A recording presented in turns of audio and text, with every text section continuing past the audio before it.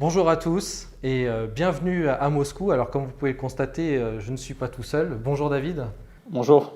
Alors aujourd'hui on est chez Raketa, certains doivent le connaître mais peut-être que d'autres malheureusement ne connaissent pas encore cette histoire incroyable.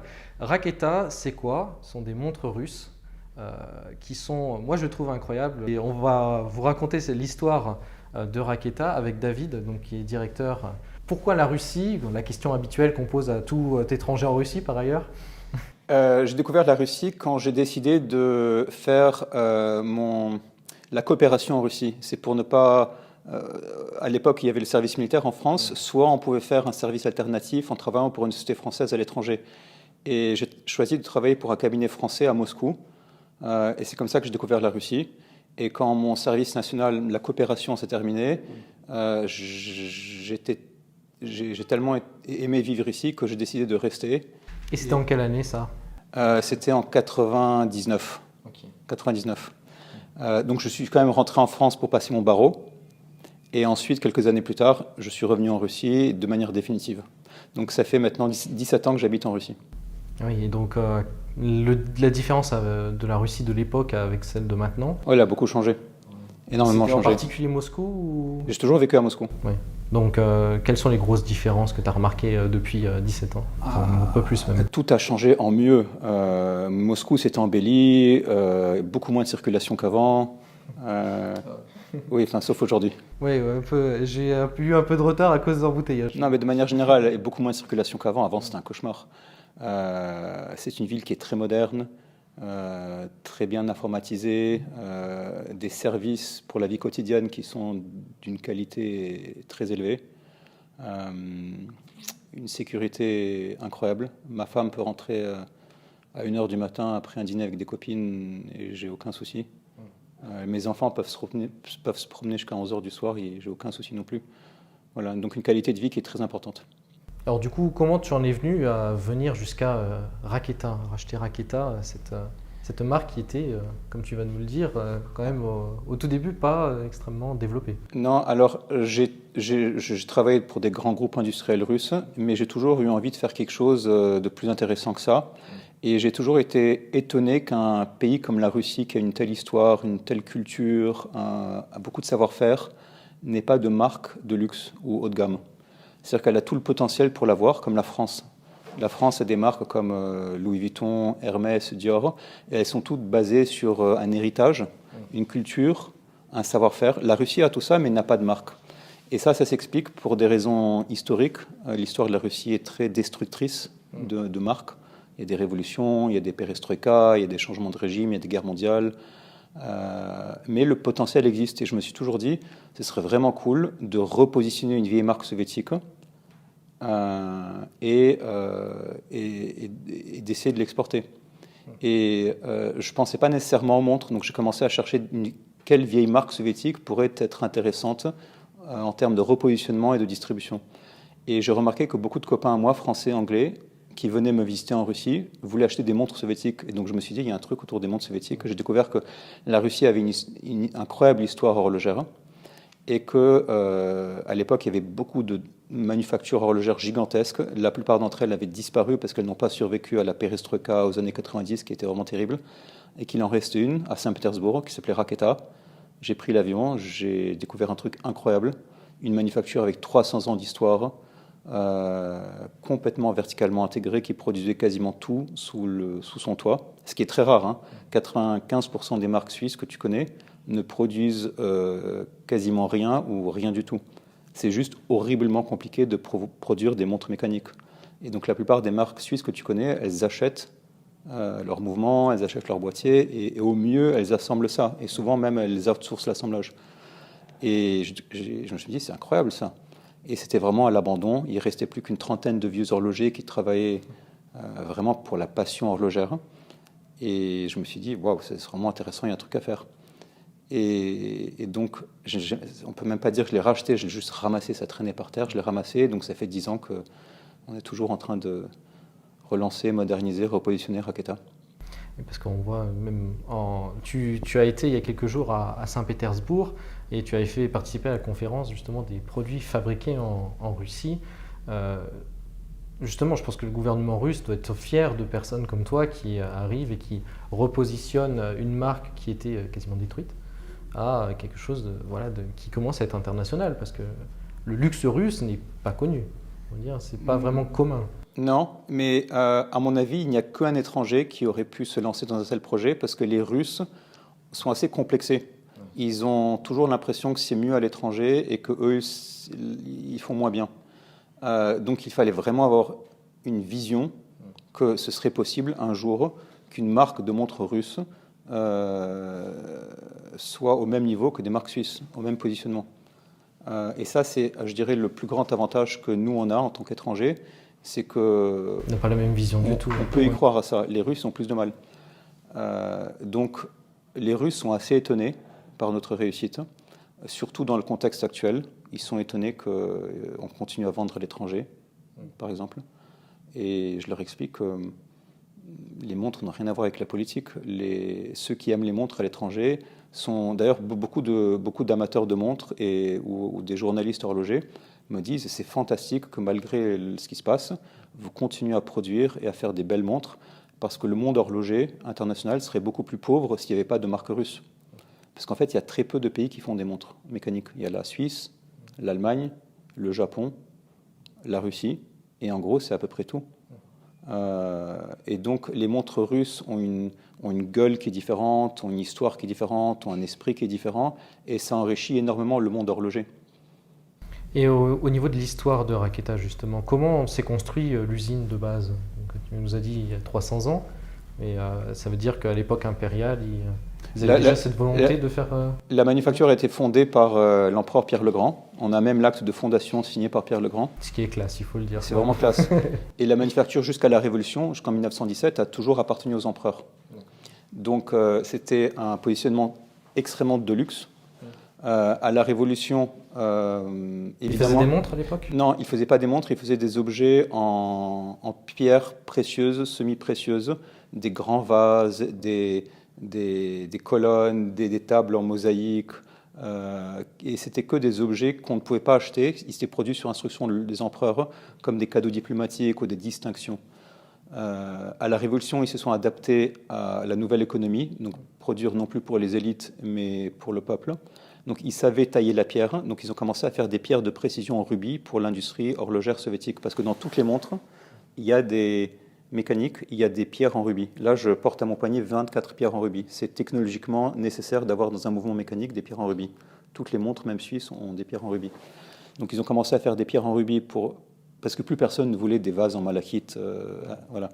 Ils ont fait des pierres en rubis pour l'industrie horlogère soviétique. Ensuite, ils ont commencé à faire des mouvements mécaniques. Ensuite, ils ont lancé leur première marque qui s'appelait Pobeda. Et en 1961, ils ont créé la marque Raketa, qui veut dire une fusée spatiale, en l'honneur du vol de Gagarine dans l'espace. C'était un événement tellement incroyable pour l'humanité, le premier homme à avoir quitté la Terre pour être monté dans l'espace, qu'ils ont décidé de créer une marque en cet honneur. Ils ont créé la marque Raketa, donc qui veut dire encore une fois fusée spatiale. Donc depuis 1961, toutes les montres s'appellent Raketa, les montres produites par la manufacture. Et à la perestroïka, la manufacture a commencé à péricliter. À la grande époque soviétique, il y avait plus de 7000 horlogers.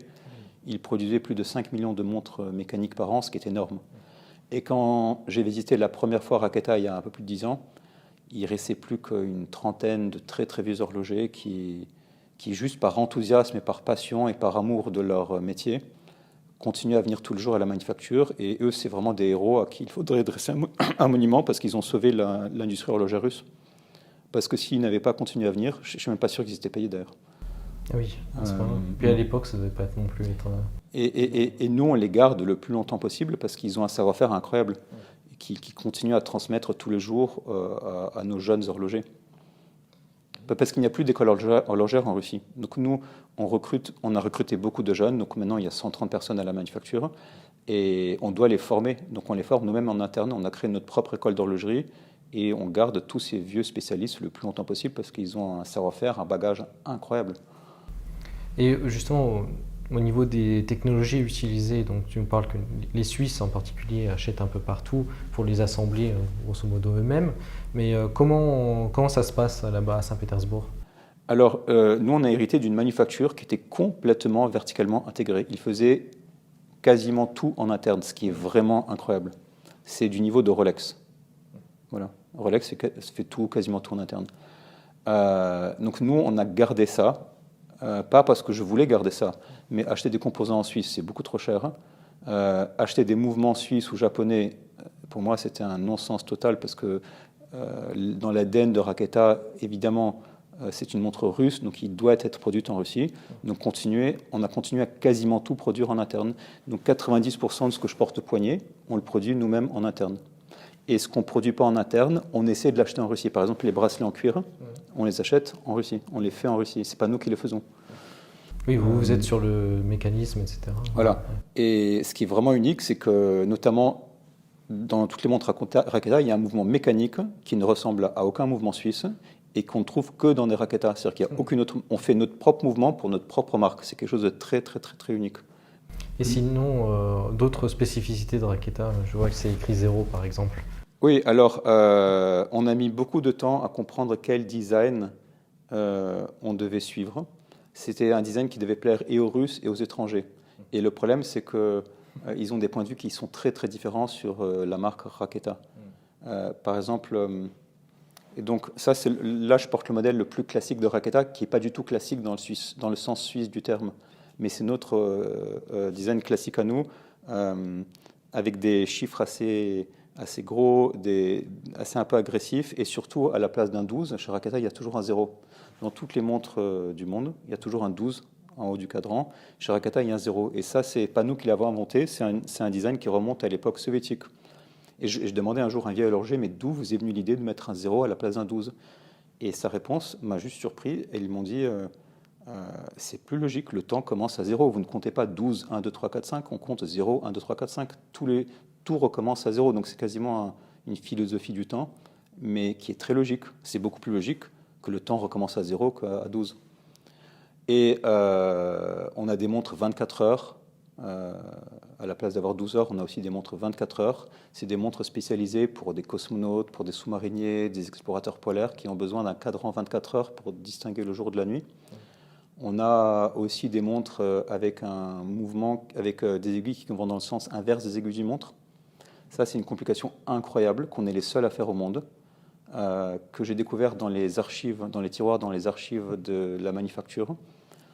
Et je leur ai demandé, mais d'où vous est venue l'idée de développer une complication qui faisait aller les aiguilles dans un sens inverse ? Ils m'ont dit, parce que dans l'ADN de Raketa, le cosmos est très important. Ils ont toujours fait des montres liées à l'espace, au cosmos. Ils ont commencé comme ça. Et quand tu regardes dans notre système solaire, toutes les planètes tournent autour du Soleil dans le sens inverse des aiguilles d'une montre. Donc ils se sont dit, ce serait très cool de faire une montre où les aiguilles avancent en harmonie avec le mouvement des planètes. Et c'est très compliqué d'inverser le mouvement des aiguilles. Il faut vraiment revoir le cœur du mouvement. Et ça, tu peux le faire que quand tu produis ton mouvement toi-même. C'est-à-dire que la plupart des marques suisses ne pourraient pas le faire parce qu'elles achètent un mouvement ETA ou Soprod ou Solita qui est déjà monté. Et tu ne peux pas le démonter et inverser. C'est horriblement compliqué.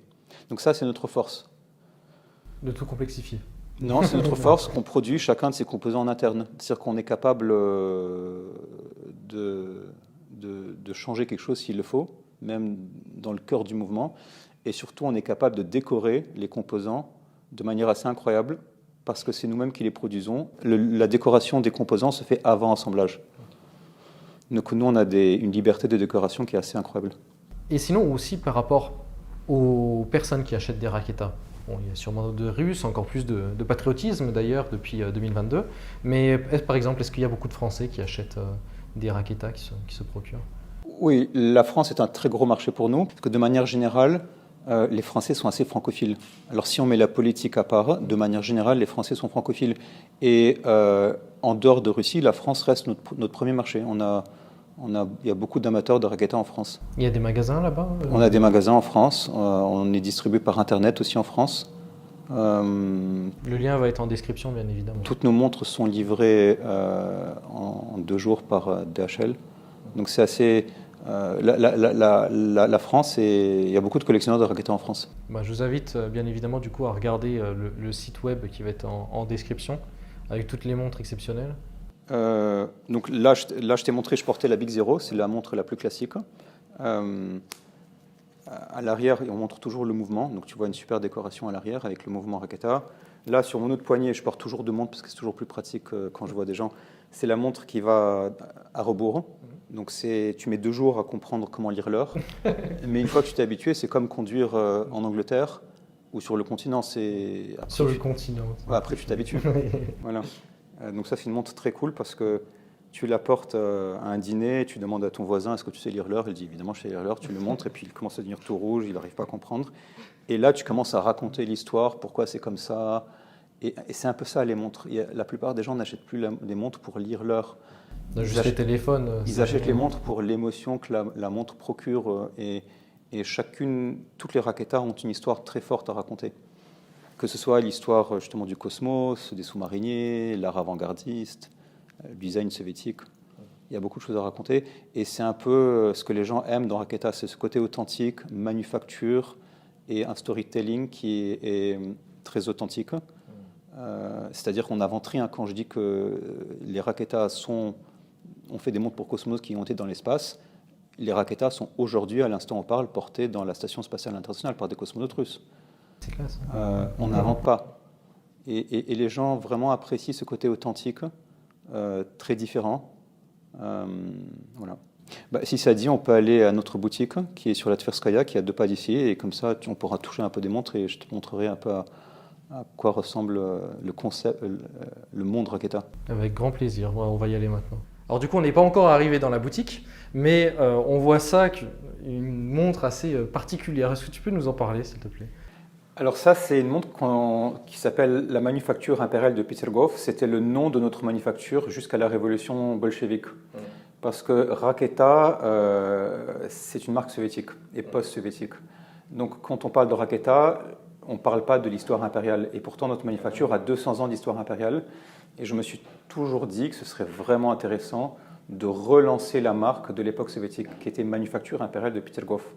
Et de faire des montres évidemment beaucoup plus haut de gamme, beaucoup plus luxe que Raketa, parce que jusqu'à la Révolution, la manufacture appartenait aux empereurs et faisait des objets vraiment très très haut de gamme, fastueux, de luxe.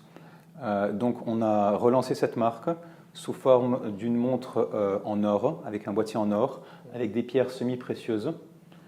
Et justement, c'est ce que tu nous parlais tout à l'heure des vases qui avaient été faits à l'époque impériale, c'est ça? Avant la Révolution, ils faisaient des vases monumentaux comme ça en malachite, qu'on trouve dans des palais princiers en Italie, dans des grands musées à l'étranger, dans des grands musées russes, à l'Ermitage, ou alors des vases comme ça.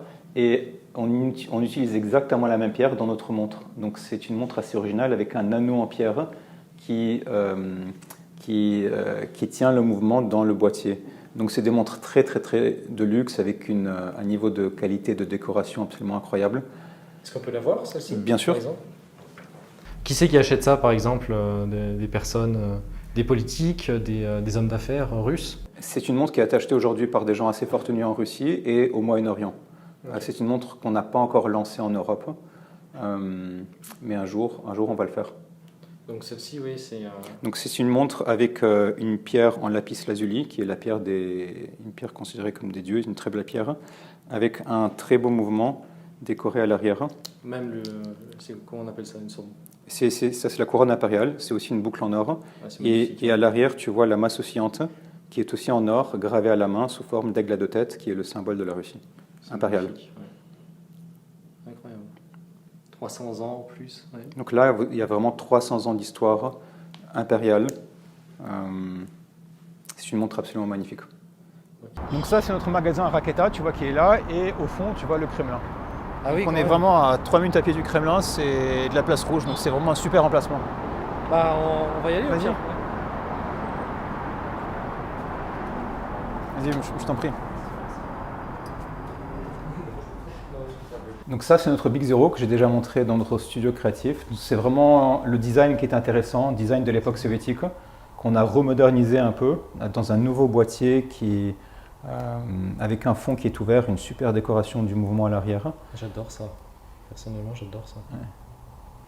Et cette montre elle s'appelle le Big Zero parce que tu vois ce grand zéro que tu retrouves ensuite à peu près dans tous nos modèles et qui est très distinctif. Il y a celle-ci aussi, moi, qui est quand même assez particulière pour la Saint-Valentin. Voilà, exactement. C'est une montre qu'on a lancée, pas pour la Saint-Valentin, mais pour la Journée des femmes, le 8 mars. Ah, oui. Voilà. C'est toujours la journée de la femme. C'est sur la base du modèle Big Zero, on a écrit Love. Et elle est offerte avec 4 bracelets. C'est une montre très sympa et en fonction de ton humeur, en fonction du climat, en fonction de tes habits, tu peux rapidement changer la couleur de ton bracelet. Comme ça, c'est génial. Ouais. Voilà. Ça, c'est la Copernicus. C'est une montre qui est assez poétique, qui célèbre notre système solaire, où tu vois les aiguilles sont circulaires et chacune des aiguilles représente une planète qui tourne autour du Soleil. Donc pour lire l'heure, tu dois regarder le positionnement des planètes par rapport au Soleil, ce qui nous ramène un peu à l'époque de nos anciens qui lisaient l'heure en regardant le ciel. Ah, tu vois, cadran solaire, ouais. Voilà. C'est pour lire l'heure, tu dois regarder le positionnement des planètes par rapport au Soleil. En fait, donc là, il est 7 heures. Tu vois, l'aiguille des heures est pointe vers 7 et l'aiguille des minutes vers le 0. Ça, c'est l'avant-garde. Évidemment, l'art avant-gardiste, c'est l'art soviétique, russe soviétique, qui est le plus connu. Donc évidemment, on a une montre qui célèbre l'avant-garde. C'est aussi un design de l'époque soviétique. C'est la plus soviétique de toutes. On n'a rien inventé. Tous nos designs sont basés sur des designs de l'époque soviétique. On a juste modernisé un peu. Donc le fameux triangle rouge, qui est vraiment très distinctif de l'art avant-gardiste russe, Kandinsky, Malevich. Et là aussi, pour lire l'heure, il faut. Donc, c'est des formes géométriques qui est sur un fond blanc. Et c'est un peu de l'art en mouvement parce qu'à chaque fois que tu regardes ton poignet, tu as une composition artistique qui est différente, que tu peux interpréter comme tu veux. Donc, ça, c'est très sympa aussi.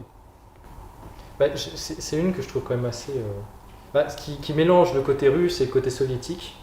Et qui me plaît de plus en plus à chaque fois que je la vois. C'est vrai que c'est assez particulier. Je ne sais pas ce que vous en penserez par la suite, mais c'est vrai que ces montres sont. Chacune ont une histoire. Mais tu vois, on n'a aucune montre classique normale. Elles ont toutes un côté, un côté qui est très distinctif et qui est très différent de ce qu'on voit en général en Suisse. Et ce n'est pas des designs qu'on a inventés juste pour se démarquer du reste du monde, c'est des designs qui existaient déjà à l'époque soviétique. C'est-à-dire que pour chacun de ces designs, je peux te ressortir de l'aquarelle d'origine. Ensuite, c'est des montres qui sont plutôt des tool watches, des montres pour des spécialistes qui travaillent dans des conditions un peu extrêmes. Celle-là qui est juste derrière, par exemple. Ça, c'est une montre pour explorateurs polaires. Ah, oui. C'est aussi basé sur un vieux design de l'époque soviétique. Elle est 24 heures évidemment, parce que quand tu es dans l'Antarctique ou dans l'Arctique, 6 mois de l'année il fait jour, 6 mois de l'année il fait nuit. Donc là il est 1h15 de l'après-midi, je le sais parce que je regarde l'heure, il fait clair. S'il faisait noir, je comprendrais qu'il est 1h15 de la nuit. Eux, ils ne peuvent pas faire ça, parce qu'il fait tout le temps clair ou tout le temps sombre. Donc ils ont besoin d'un mouvement 24 heures. En fait, si tu habites dans le nord de la Russie, il faudrait une montre comme ça. Voilà. Donc si tu regardes l'heure sur cette montre, il est 13h10. Ouais, c'est un peu particulier. Donc tu comprends qu'il est 1h de l'après-midi. S'il était 1h du matin, l'aiguille des heures pointerait vers le 1. Ah bah oui. 1h. Là, elle pointe vers 13h. Donc c'est très logique. Quelque part, c'est la façon la plus logique d'indiquer le temps sur un cadran. Puis j'en vois d'autres aussi des 24 heures. Là, on a un modèle qui est très sympa. Qui célèbre le Sputnik, qui est le premier objet à avoir été lancé par l'homme dans l'espace. C'est une montre dont le cadran, c'est une des rares montres au monde où le cadran est entièrement en métal. C'est très très rare de trouver des montres où le cadran est en métal. Et il est non seulement en métal, mais c'est un métal qui est fait dans exactement le même alliage que le Sputnik lui-même. C'est Roscosmos, qui est l'agence spatiale russe, qui nous a donné cet alliage. Et à partir de cet alliage, on a fait ce cadran. Où la partie sombre qui est gravée représente les 12 heures de la nuit, donc de 6 heures du soir à 6 heures du matin, et la partie claire représente les 12 heures de la journée, de 6 heures du matin à 6 heures du soir. Avec le petit point rouge qui est le Sputnik, qui tourne comme ça autour de la Terre sur les 24 heures. C'est génial. Tu en avais eu d'autres de ce style-là qui sont peut-être plus en vente actuellement, mais qui ont une histoire aussi particulière que le Sputnik, par exemple. Mais toutes les montres Raketa ont une histoire qui est très forte. Malheureusement, encore plus exceptionnelle que l'exception. On avait des montres pour cosmonautes, mais elles se sont terminées. Là, on en aura une autre qui va ressortir un jour ou l'autre. On a des montres pour sous-mariniers. On en a une qui va sortir aussi d'ici la fin de l'année. On a un roulement dans la collection qui est permanent. Mais je m'en rappelle de celle-ci qui était allée dans l'espace, c'était fait en tissu. Le bracelet était fait en tissu de scaphandre de cosmonaute. C'est exceptionnel. Ouais, c'est exceptionnel, mais ça c'est l'avantage d'avoir des montres russes parce que la Russie évidemment a réalisé des exploits dans beaucoup de domaines différents, que ce soit la musique, l'art, la science, la conquête de l'espace. Et les montres racontent toutes ces histoires et les racontent de manière très intéressante. Et ça c'est une chance immense que nous on a d'être une montre russe parce que il n'y a pas beaucoup de pays au monde qui peuvent se targuer d'avoir des histoires aussi intéressantes à raconter. Alors, c'est vrai que le magasin, en plus de ça, est exceptionnel. La boutique en soi... Oui, c'est un concept qui correspond vraiment à l'ADN de Raketa. C'est minimaliste, un peu brutal. Donc, il y a beaucoup de métal, de béton, de couleurs grises et rouges. Et c'est un concept qu'on est en train de décliner dans tous nos magasins, dans tous nos points de vente, parce que quand des gens viennent dans notre magasin, ils doivent rentrer dans un autre univers. Et là, ils rentrent vraiment dans l'univers de Raketa. Donc, j'espère que tu aimes. Après, on aime ou on n'aime pas. C'est comme la Russie, on aime ou on n'aime pas. mais ça correspond vraiment aux valeurs et à l'ADN de Raketa, ce concept. Moi, je trouve exceptionnel, par contre. C'est vrai que tu as envie de rentrer directement et puis de regarder toutes les montres une par une. Surtout avec l'histoire, pareil, tu restes des heures. Tu restes des heures. Bah, écoute, merci beaucoup d'être venu. Merci à toi David, en tous les cas pour cette magnifique vidéo. N'hésitez surtout pas à regarder le lien dans la description pour regarder les montres Raketa, l'histoire Raketa, et pas que maintenant, c'est-à-dire revenir dans le futur, voir d'autres montres encore plus exceptionnelles les unes que les autres. Et puis en tout cas merci bien pour cette visite. Je te souhaite tout du bon, mais dans tous les cas on le voit bien, Raketa justement va dans l'espace, c'est quasiment le nom en russe. Et on se dit à une prochaine, dans une prochaine vidéo. Paka paka. Paka paka.